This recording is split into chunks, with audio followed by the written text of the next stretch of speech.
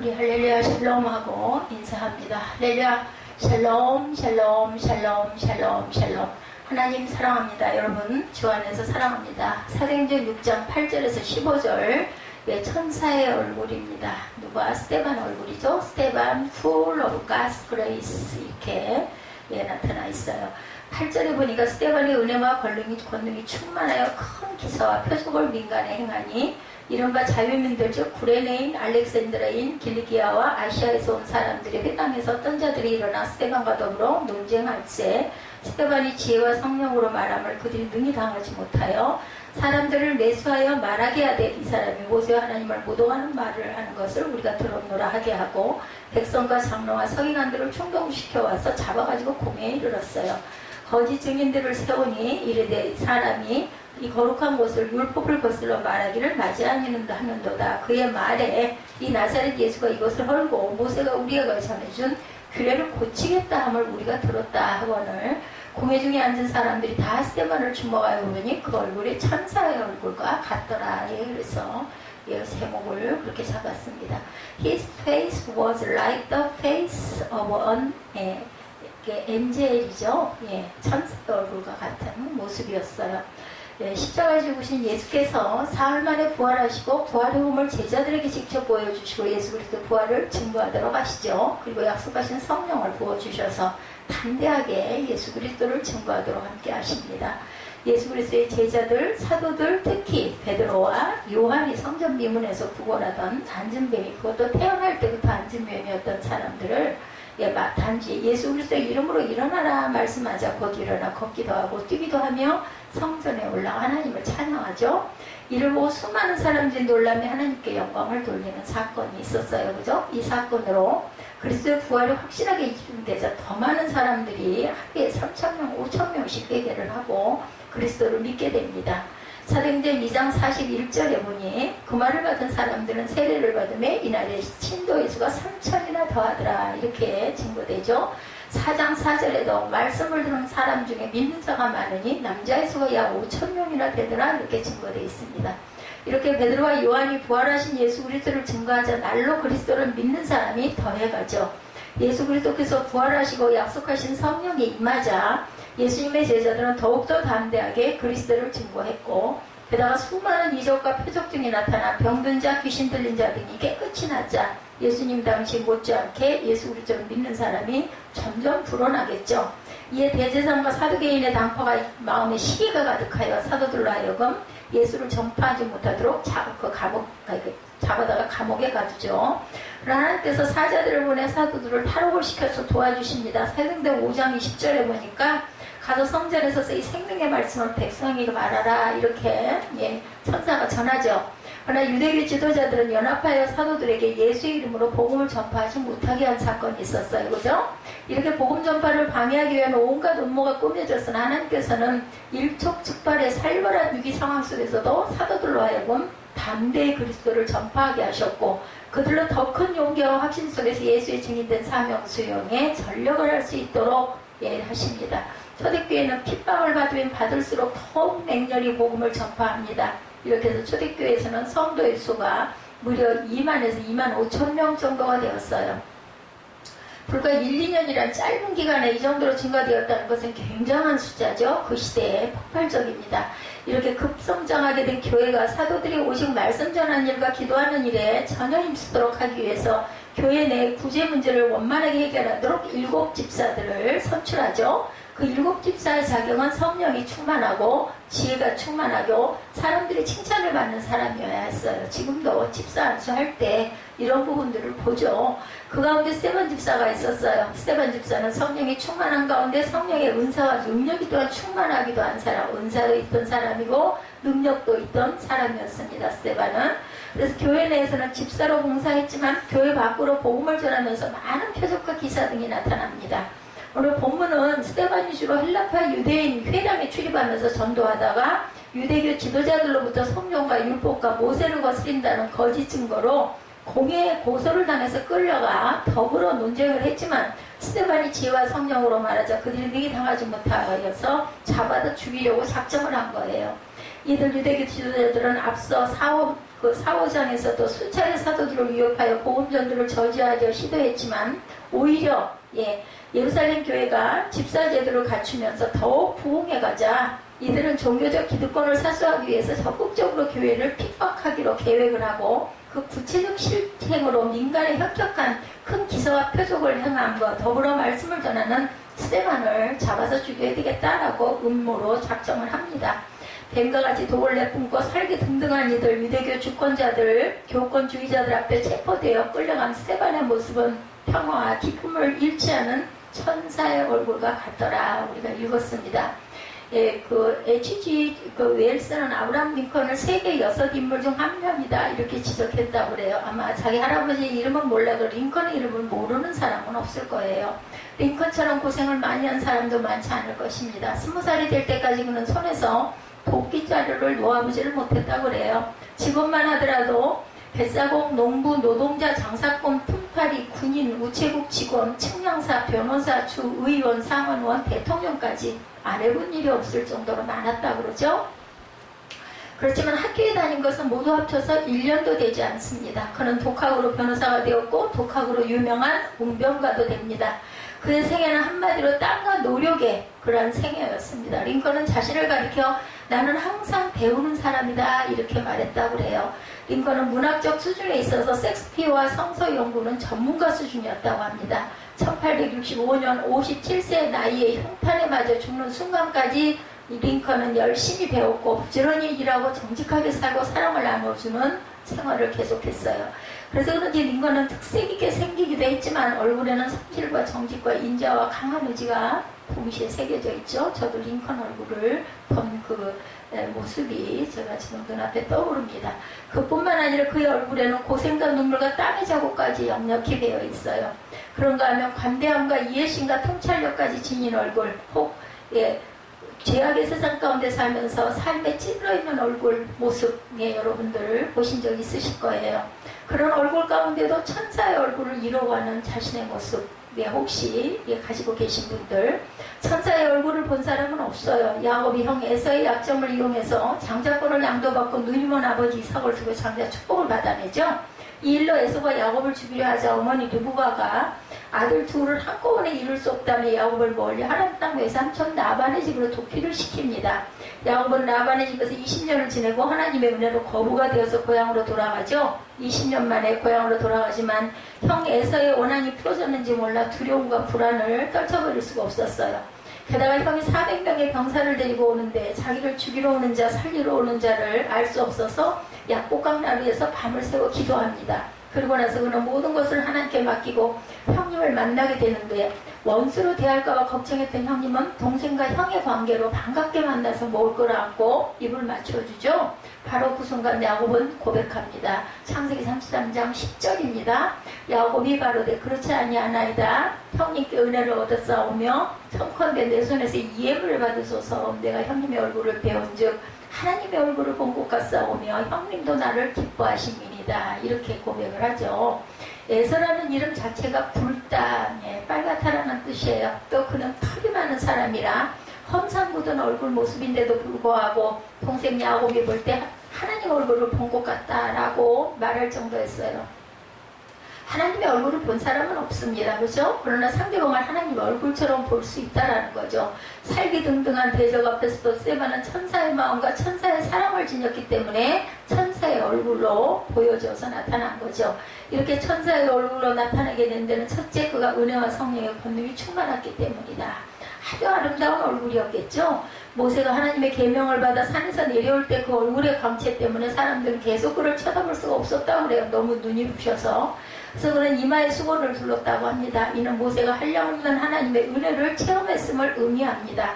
한마디로 그가 성령에 사로잡힌 사람이었다는 거죠. 출애굽기 34장 30절에서 35절을 보면 아론과 온 이스라엘 자손이 모세를 볼 때 얼굴에 피부에 황채가 남을 보고 그에게 가까이 하기를 두려워하더니 모세가 그들을 부르매 아론과 회중의 모든 어른이 모세에게로 오고 모세가 그들과 말하니 그 후에야 온 이스라엘 자손이 가까이 오는지라. 모세가 야훼께서 시내 산에서 자기에게 이르신 말씀을 다 그들에게 명령하고 모세가 그들에게 말하기를 마치고 수건으로 자기 얼굴을 가렸더라. 그러나 모세가 야훼 앞에 들어가서 함께 말할 때 말할 때에는 나오기까지 수건을 벗고 있다가 나와서는 명령하신 일을 이스라엘 자손에게 전하며 이스라엘 자손이 모세의 얼굴에 광채를 보므로 모세가 야훼께 말하러 들어가기까지 다시 수건으로 자기 얼굴을 가렸다 이렇게 증거하고 있어요. 오늘 말씀 증거 구절들이 많습니다. 그래서 제가 부지런히 증거합니다. 마찬가지로 스데반도 하나님께 온전히 사로잡혔으므로 그를 통해서 하나님의 은혜가 증거되며 큰 권능이 나타났던 거죠. 스데반은 자신의 재능을 가지고 사람들 앞에 선 것이 아니라 오직 하나님의 은혜와 능력을 가지고 서 있었을 때 세상의 권위가 능히 당하지 못해요. 그래서 우리가 잘났을 게 아무것도 없죠. 하나님의 은혜일 뿐입니다. 사도행전 6장 8절에서 10절을 보니까요. 스데반이 은혜와 권능이 충만하여 큰 기사와 표적을 민간에 행하니 이른바 자유민들 즉 브레네인, 알렉산드리인, 길리기아와 아시아에서 온 사람들의 회당에서 어떤 자들이 일어나 스데반과 더불어 논쟁하여서 10절에 스데반이 지혜와 성령으로 말함을 그들이 능히 당하지 못하여 성도는 이처럼 하나님의 은혜와 권능으로 충만하게 될 때 성도로서의 성령의 권위를 세상 사람들에게 생명의 복음을 전할 수 있게 됩니다. 또한 스데반은 지혜와 성령으로 말했다라고 하죠. 10절에 스데반이 지혜와 성령으로 말함을 저희가 능히 당하지 못했다. 스데반의 적대자들이 여럿임에도 불구하고 스데반 하나를 당해내지 못한 것은 바로 그가 지혜와 성령이 충만했기 때문입니다. 예수께서 제자들에게 그들이 공회 앞에 끌려가게 될지라도 무슨 말을 할 것인가에 대해 염려하지 말라고 가르치셨죠. 마태복음 10장 19절에서 20절입니다. 너희를 넘겨줄 때 어떻게 또는 무엇을 말할까 염려하지 말라. 그때 너에게 할 말을 주시리니 20절에 말하는 이는 너희가 아니라 너희 속에서 말씀하시는 이 곧 너희 아버지의 성령이시니라 이렇게 말씀합니다. 이렇기 때문에 성령으로 충만한 성도는 성령과 지혜가 충만해서 예수 그리스도를 증거할 때 세상이 감당치 못할 사람이 되는 거죠. 히브리서 11장 38절입니다. 이런 사람은 세상에 감당치 못하도다. 저희가 광야와 산중과 아멸과 토굴에 유리하였느니라. 스데반은 자신의 지혜를 통해 설교하거나 변론한 것이 아니고 성령께서 주시는 지혜를 따라 말했으므로 그와 변론할 자들이 이길 수 없었던 거죠. 구약 성경에 관한 한 박사라 할 수 있는 당시의 바리새인들이 성경에 대한 토론에서 참패를 당하는 것은 성경의 인간의 지혜로 해석되거나 가르쳐질 수 없음을 분명하게 보여줍니다. 성경은 성령의 감동으로 된 것이기 때문에 성령이 충만하지 않으면 하나님의 말씀을 힘있게 증거할 수가 없어요. 그래서 사도 바울은 디모데후서 3장 14절에서 17절에 말씀합니다. 디모데후서 3장 14절에서 17절입니다.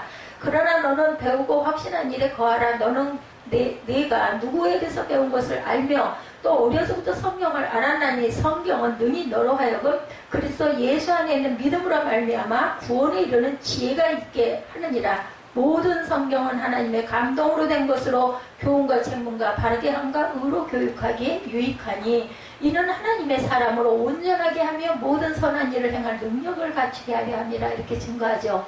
아덴에서 자신의 지혜로 복음을 전하다 뼈아픈 실패를 경험한 바울은 다음과 같이 고백하며 그의 변화된 모습을 보여주고 있습니다. 고린도전서 2장 1절에서 5절입니다.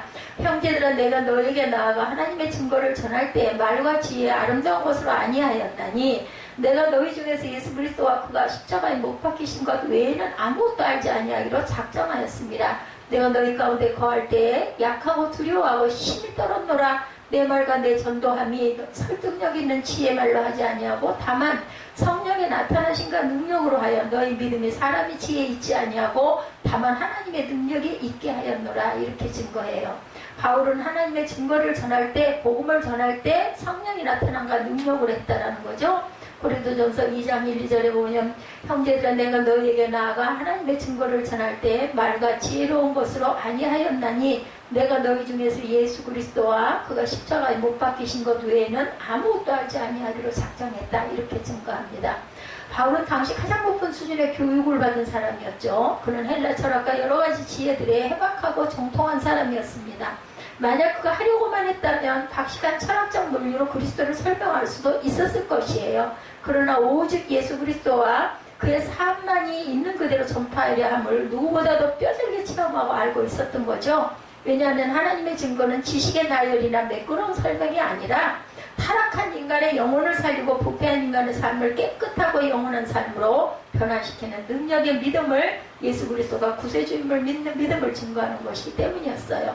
예수님의 생애에 아무런 각색도 하지 않고 있는 그대로를 전하는 것이 사람들의 마음을 움직이는 독특한 능력을 가지고 있었다는 거죠. 그러므로 우리는 상대방의 이성과 지성이 아닌 마음과 영의 호소함으로 그 사람의 가슴속 깊이까지 들어갈 수 있도록 성령에 호소하며 성령의 능력에 의지하여 복음을 전해야 한다는 것. 신령한 지혜는 인간의 수식이 필요가 없어요. 그렇죠? 인간의 수식이 필요가 없습니다. 오직 예수 그리스도만이 교회에서 선포되어지고 세상에 전파되어질 때 예수 그리스도의 능력과 생명이 나타나게 된다는 것. 고린도에 있는 복음의 대적자들은 사도 바울을 경멸하며 이렇게 말합니다. 고린도서 10장 10절에 보면 저희 말이 그 편지들의 증거함이 있으나 그 몸으로 대할 때는 약하고 말이 시원치 않다 하니 이렇게 말해요. 바울은 작은 체구의 말솜씨가 굉장히 졸렬했다고 합니다. 예, 그는 용기나 결단이 부족하지 않고 그의 대적들에 의해 흠잡을 것이 아무것도 없었어요. 바울은 작은 체구의 말솜씨도 졸렬했다라는 거죠. 그 편지들은 중하고 힘이 있으나 그 몸으로 대할 때는 약하고 말이 시원치 않다니 고린도후서 10장 10절입니다. 바울은 작은 체구의 말솜씨가 이렇게 졸렬했다. 그는 용기나 결단이 부족하지 않았고 그 대적들이 흠잡을 것이 아무것도 없는 사람이었다는 거예요. 바울은 작은 체구의 말솜씨가 졸렬했다는 거죠. 복음의 대적들이 두려웠던 것이 아니라 복음을 전하는 자신이 얼마나 부족한가를 알고 복음에 대한 두려움과 떨림으로 전했다는 것입니다. 그럼에도 불구하고 그는 권위로 전파합니다. 즉 성령의 나타남과 능력으로 복음을 전했던 거죠. 성령이 전하는 대로 말씀을 전했고 그 진리를 나타내도록 성령의 역사에 맡깁니다. 바울은 복음 전도자에 있어서 참으로 중요한 것은 논리성이나 지식의 정도나 문장의 아름다움이 아니라 성령의 지혜와 능력임을 체험하고 깊이 깨달았던 거죠. 바울은 자신의 신앙적 체험과 철학적 지혜로 설교하다가 실패한 아데네스의 쓰라린 전도 경험이 있었어요. 실패한 일이 있었기 때문에 그것을 안 거죠. 그래서 우리는 실패도 때로는 상당히 소중한 교훈이 될 수 있습니다. 자, 아데네스에 오직 한 번 기독교를 철학적인 말로 바꿔보려고 했었어요. 한 번 아데네 그 말씀들에서 그는 철학자들을 만나 그들의 말과 용어들을 사용하며 그들을 인용하는 말을 자기도 인용하려고 노력했어요. 사도행전 17장 22~23절에 보면 바울이 아레오바고 가운데 서서 말하되 아덴 사람들아 너희를 보니 범사에 종교심이 많도다. 내가 두루 다니며 너희가 위하는 것들을 보다가 알지 못하는 신에게라고 새긴 단도 보았으니 그런즉 너희가 알지 못하고 위하는 것을 내가 너희에게 알게 하리라. 사도행전 17장 32~33절에 또 보면 그들이 죽은 자 부활을 듣고 어떤 사람은 조롱도 하고 어떤 사람은 이 일에 대하여 내 말을 다시 듣겠다 하니 이에 바울이 그들 가운데서 떠나매 그러나 바울의 그러한 방식의 복음 전도는 보기 좋게 실패하고 말았어요. 아덴에서 그의 철학적인 설교는 전혀 아무런 효과를 나타내지를 못했다라는 거죠. 네, 그래서 그 전도 경험을 통해서 그리스도에 관한 지식만이 참된 것이고 십자가에 못 박히신 그리스도를 순수하게 전하는 것이 가장 옳은 전도 방법임을 그때 깨달았던 겁니다. 그래서 바울은 자신의 개종 체험과 전도 여행을 통해 인간의 지혜를 의지하는 것이 실제로는 복음 전파의 장애가 될 뿐이고 성령의 지혜만이 완전하고 십자가를 온전히 의지할 때만이 복음의 능력이 드러난다는 사실을 그가 깨닫게 됐다는 거죠. 그러므로 진정한 지혜는 복음이며 고린도전서 2장 6절에서 9절에 증거하고 있습니다. 그 지혜의 근원은 바로 성령이다. 고린도전서 2장 10절에서 16절에 보면 그러나 우리가 온전한 자들 중에는 지혜를 말하노니 이는 이 세상의 지혜가 아니요 또 이 세상에서 없어질 통치자의 지혜도 아니요 오직 은밀한 가운데 있는 하나님의 지혜를 말하는 것으로 감추어졌던 것인데 하나님이 우리의 영광을 위하여 만세전에 미리 정하신 것이라. 이 지혜는 이 세의 통치자들이 한 사람도 알지 못하나니 만일 알았더라면 영광의 주를 십자가에 못 박지 아니하였으리라. 기록된 바 하나님이 자기를 사랑하는 자들을 위하여 예비하신 모든 것은 눈으로 보지도 못하고 귀로 듣지도 못하고 사람의 마음으로 생각하지도 못하였다는 것 같으니라. 오직 하나님의 성령으로 이것을 우리에게 보이셨으니 성령은 모든 것 곧 하나님의 깊은 것까지도 통달하시느니라. 사람의 일을 사람의 속에 있는 영외에 누가 알리요? 이와 같이 하나님의 일도 하나님의 영외에는 아무도 알지 못하느니라. 우리가 세상의 영을 받지 아니하고 오직 하나님으로부터 온 영을 받았으니 이는 우리로 하여금 하나님께서 우리에게 은혜로 주신 것들을 알게 하려 하심이라. 우리가 이것을 말하거니와 사람의 지혜가 가르치는 말로 아니하고 오직 성령께서 가르치신 것으로 하니 영적인 일은 영적인 것으로 분별하느니라. 육에 속한 사람은 하나님의 성령의 일들을 받지 아니하나니 이는 그것들이 그에게는 어리석게 보이며 그는 그것들을 알 수도 없나니 그러한 일은 영적으로 분별되기 때문이라. 신령한 자는 모든 것을 판단하나 자기는 아무에게도 판단을 받지 아니하느니라. 16절에 누가 주의 마음을 알아서 주를 가르치겠느냐? 그러나 우리가 그리스도의 마음을 가졌느니라. 이렇게 말씀합니다. 인간의 합리적인 이성과 지식으로 하나님의 구원의 지혜를 알고자 하는 사람들은 결국 실패할 뿐만 아니라 도리어 성령의 일을 거부하고 미련하게 여긴 것이라.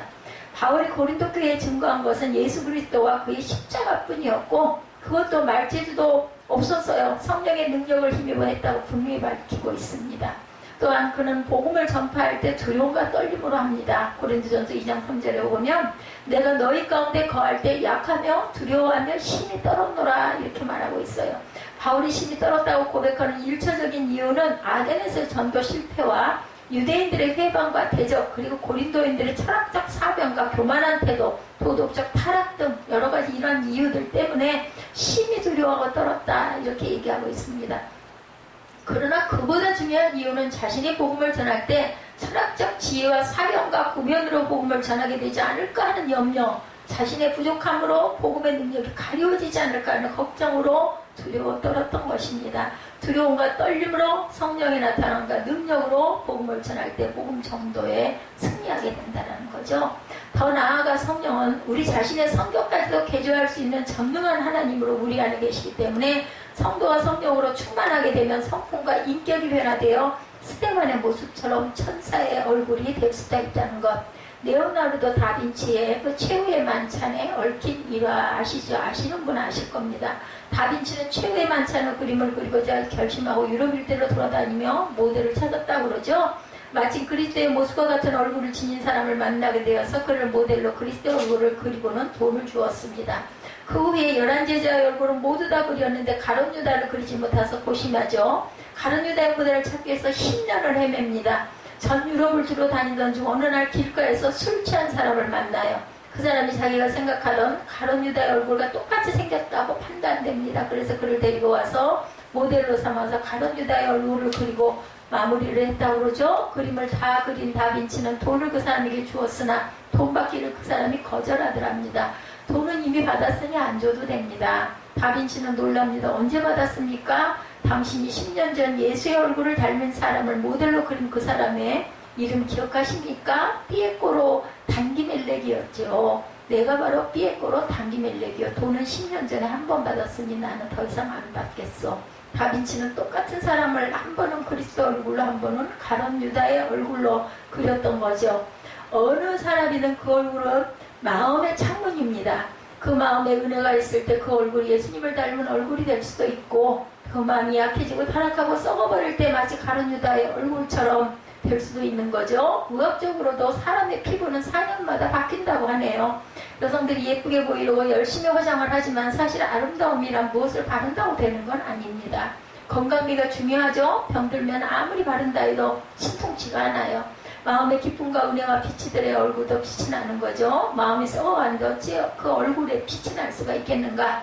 성령으로 충만하게 되면 우선적으로 영적 변화가 일어나고 그에 따라 성품과 외모가 천사처럼 변화가 됩니다. 성령으로 충만하게 되면 죄로 찌들거나 세상사로 병든 세상 사람의 모습이 아니라 하나님의 성품과 같은 모습으로 닮게 되기 때문에 하나님의 영광을 반사하게 된다는 거죠. 한 병사가 제2차 세계대전 당시 치열한 전투에서 근처에 떨어진 포탄으로 말미암아 심한 화상을 입어서 중태에 빠져요. 그 본토의 재앙군인 병원으로 후송이 됩니다. 장기간에 걸친 치료 끝에 그 병사는 완쾌가 됐어요. 그러나 그의 얼굴은 흉측할 정도로 심하게 일그러져 있었습니다. 어느 날 기독교인인 성형외과 의사를 만나 상담을 합니다. 의사는 매우 희망적인 말을 해요. 당신의 얼굴은 이전의 모습대로 회복시키는 것은 가능할 것 같습니다. 혹시 당신 얼굴 사진을 가지고 있습니까? 사진이 있어야 그대로 수술을 할 수가 있죠. 선생님, 저희 얼굴은 굉장히 못생겼었거든요.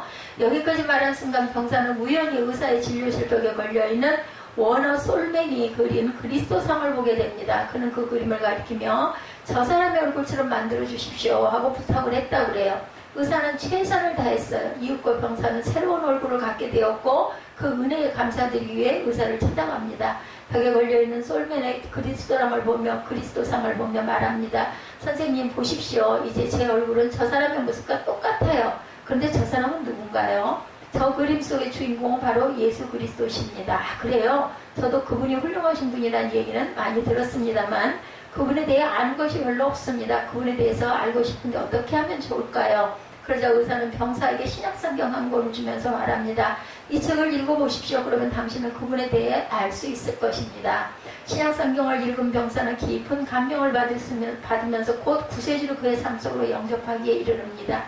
그래서 기쁨으로 충만해 있어서 자신의 얼굴을 그리스도의 모습으로 만들어준 의사에게 달려가 고백합니다. 제 얼굴이 그리스도를 닮게 되었으니 이제부터는 최선을 다해서 그분처럼 살도록 노력하겠습니다. 지금까지 우리는 세상 사람들과 똑같은 생활 방식으로 살아왔죠. 예수 믿는 사람은 예수님의 모습을 지니는 것이 지극히 당연함에도 불구하고 실제로 대부분의 성도는 그 모습을 지니지 못하고 살아갑니다.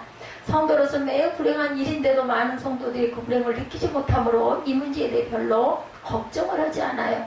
그 같은 변화는 우리 자신의 힘이나 의지나 노력으로 이루어지는 건 아니죠. 만약 이것이 우리의 힘과 노력으로 가능하다면 결국 기독교도 다른 사람의 종교들과 마찬가지로 수행의 종교에 불과할 것입니다. 스데반과 같이 변화된 모습을 원하는 성도는 하나님께 간구할 때 성령의 충만함을 받아 변화된 모습을 지닐 수가 있죠. 사람은 훈련이나 교육을 통해서 좀 더 고상한 사람으로 변화될 수는 있지만 성령 충만한 사람으로는 결코 변화될 수 없다는 것을 우리가 명심해야 합니다.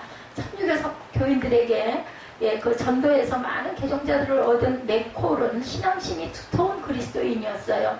맥콜이 파리에서 죽었을 때 전에 무정부주의자였던 한 노동자가 맥콜의 관 옆에서 몹시 슬프게 울고 있더랍니다. 그래서 어떤 사람이 묻습니다. 당신은 이 사람의 친척입니까? 라고 묻자 그 사람은 살며시 고개를 젓습니다. 근데 왜 그렇게 슬퍼하십니까? 그러자 그는 이분에 의해서 구원을 받았기 때문입니다. 라고 대답하더랍니다. 이분이 당신에게 특별한 말씀을 하셨습니까? 좌우로 고개를 저으면서 아닙니다. 아무 말씀도 하지 않았습니다. 그의 얼굴이 말씀했습니다. 즉 맥콜의 얼굴이 예수님의 구원을 말했다는 뜻이죠. 예, 우리에게 은혜와 권능 그리고 지혜와 성령이 충만하심으로 그리스도의 구원을 증거하는 천사의 얼굴들이 여러분의 모습이 되시기를 주님의 이름으로 축복합니다. 오늘 예, 스데반의 그 얼굴빛, 천사와 얼굴빛 같은 그 얼굴, 그것을 예, 말씀 본문으로 해서 제가 증거했습니다. 우리의 얼굴의 모습이 10년 후가 다르고 20년 후가 다르게 그렇게 아주 아름다운 모습, 예수를 닮은 평화의 모습으로 변해지시기를 주님의 이름으로 축복합니다. 기도하시고 예, 저희들 주기도문으로 예배를 마치도록 합니다.